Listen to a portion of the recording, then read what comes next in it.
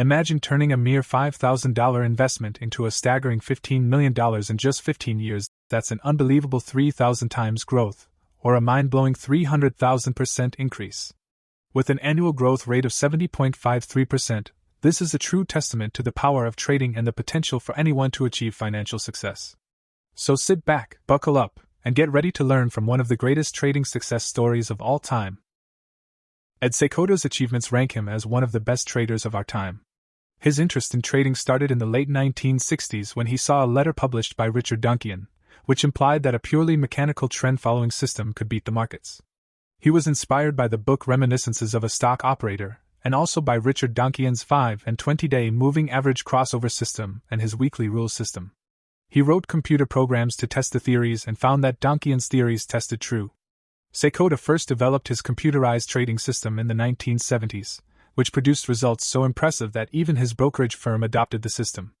Unfortunately, management's intervention negatively impacted the system's performance. This led Seykota to trade on his own using his and a handful of other accounts, which witnessed an astounding rate of return.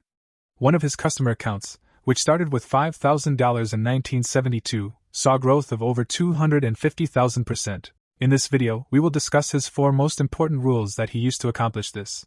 Let's begin. Rule number 1. Use a mechanical trading system. Seykota's trading style is primarily trend-following, with touches of hunches based on his 20 years of experience. He primarily uses technical analysis for trading, claiming that fundamentals have costed him a lot of money. He enters his trades primarily based on his mechanical trading system that he uses. His first system was a variation of Duncan's moving average system, the only difference being that he used exponential moving average instead of simple moving average. In order of importance to him are the long-term trend, current chart patterns, and picking a good spot to buy or sell. If I were buying, my point would be above the market. I try to identify a point at which I expect the market momentum to be strong in the direction of the trade, so as to reduce my probable risk. I don't try to pick a bottom or top. When the interviewer asks what percentage of his trades are mechanical, as time has passed, I've become more reliant on mechanical systems because 1. I have become more trusting of trend trading, and 2. My mechanical systems have incorporated more and more tricks of the trade. Sometimes he thinks that he can outperform his system, but he soon realizes his mistake by losing money. He believes that systems don't need to be changed. The trick is for a trader to develop a system with which he is compatible. Rule number 2. Cut losses. Like I said in my earlier video, this is a rule that is unquestionably common among all the successful traders. He believes the most important component of good trading is cutting losses, and cutting losses. He believes the key to long-term survival and prosperity has a lot to do with the money management techniques incorporated into the technical system. There are old traders and there are bold traders, but there are very few old, bold traders. When asked how do you handle a losing streak, he states, to deal with losing streaks in trading, I reduce my trading activity and wait for the situation to improve. Trading during such periods is emotionally challenging, and attempting to recover losses can be fatal. I tend to adjust my trading style based on my recent performance, being more aggressive after wins and less so after losses, which seems reasonable. However, a harmful tendency is to become emotional after a loss and try to recover it with a large trade. Rule number 3. Take your loss and move on. When Jack Schwager asks him about his most painful and dramatical trading experience, he states, I prefer not to dwell on past situations. I tend to cut bad trades as soon as possible, forget them, and then move on to new opportunities. My biggest slip-ups occurred shortly after I got emotionally involved with positions. Everybody faces losses, but the difference between a winner and loser is how they handle them. Winners tend to view losses as a natural part of trading and understand that they will not win every trade. Winners have a money management plan for managing their losses, and they always set stop-loss, that is in accordance with their risk capacity and market structure. If they incur a loss, they get out and wait for next opportunity. Losers, on the other hand, may have difficulty managing their emotions when they experience losses. They may become anxious or fearful and make impulsive decisions, such as doubling down on a losing position or abandoning their trading plan altogether. This can lead to even larger losses and can be detrimental to their overall trading performance. Overall, successful traders tend to approach losses with the mindset of learning and improving, using their losses as opportunities to evaluate their trading strategies and make adjustments as needed. Before we move on to the last rule, I just want to take a quick moment to ask for your help. If you've enjoyed this video and found it helpful, please consider subscribing to the channel to stay up to date on all my latest videos.